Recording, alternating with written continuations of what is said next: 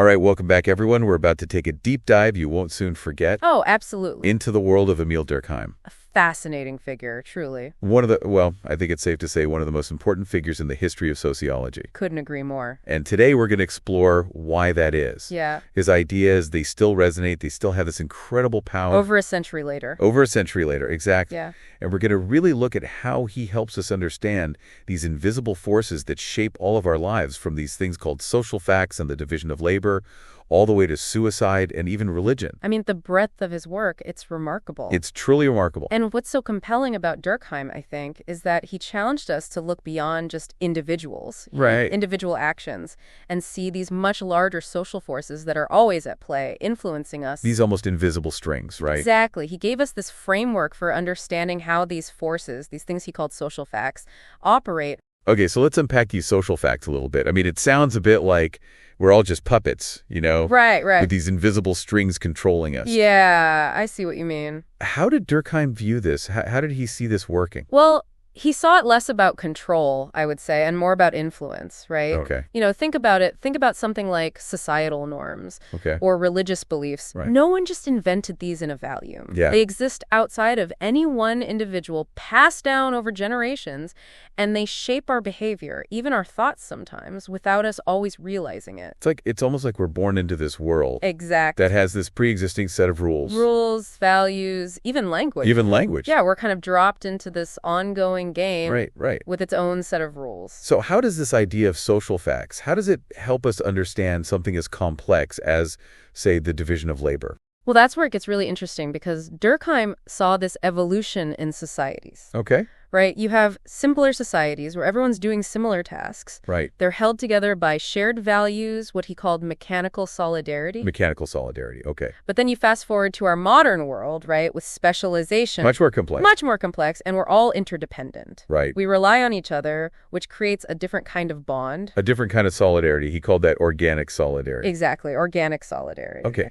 But wouldn't this interdependence in a way create new vulnerabilities? Oh, absolutely. Think about like the supply chain disruptions we've seen recently. Right, exactly. It's like, Suddenly our highly specialized system yes. becomes incredibly fragile. Fragile. Yeah, that's the duality Durkheim recognized. Specialization brings efficiency, progress, Right. but also new points of failure. Right. And when the rules of this complex system, when they break down, it can lead to what he called anomie. Anomie, right. And that's that sense of, I don't know, almost like being adrift. Yeah, adrift, lost. Like the feeling people get, dooms rolling on social media for hours. Oh, I know that feeling. Disconnected, unsure of their place. Yeah, or even on a larger scale, like when traditional institutions decline, Right. it leaves this void. This void. Durkheim saw anomie arising from these periods of rapid social change where the old norms are crumbling and new ones haven't really taken root yet. Right. And that helps explain, at least in part, his groundbreaking work on suicide. Right, because he wasn't looking at suicide as just this personal tragedy, but as something with social roots. Exactly. How did he make that connection? Well, he did these incredibly detailed analyses of suicide rates across different groups. Okay. And one of his most startling findings, I think, was higher rates among Protestants Okay. compared to Catholics.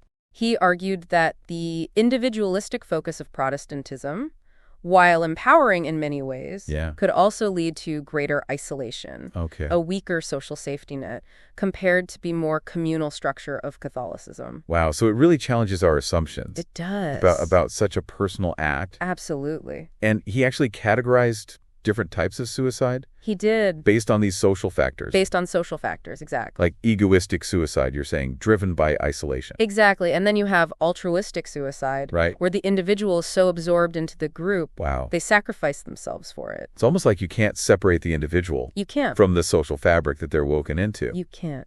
And this, I think, leads us to another area where Durkheim's thinking was really radical for his time. Oh, yeah. Religion. Religion, yes. So how did he approach that?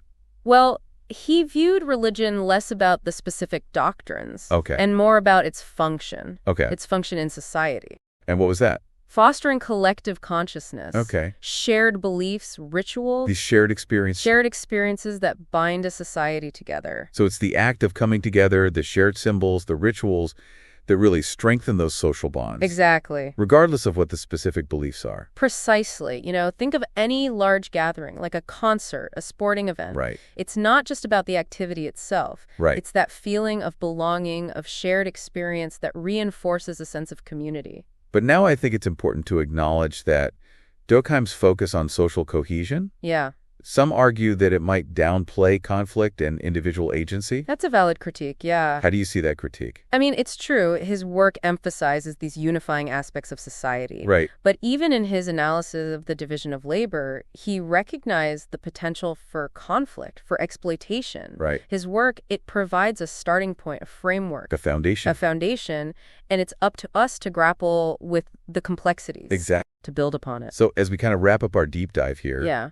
what's the key takeaway for our listeners? I think Durkheim gives us this really powerful lens to understand the unseen forces that shape our lives, Right. It's an invitation to think critically about the social facts, the norms, the structures we often take for granted, and how they influence our behavior, our beliefs, even our sense of self. Yeah, and maybe the next time you're, scrolling endlessly, you're feeling that sense of enemy. Right. You'll think of Durkheim. You'll think of Durkheim. And consider the broader social context. Exactly. His work challenges us to examine not just what we think, but why we think it. It's a framework for understanding ourselves and the world around us. Absolutely. Well, thank you so much for joining us It's been a pleasure. on this deep dive into the world of Émile Durkheim. Fascinating, truly. We'll see you next time. Until then.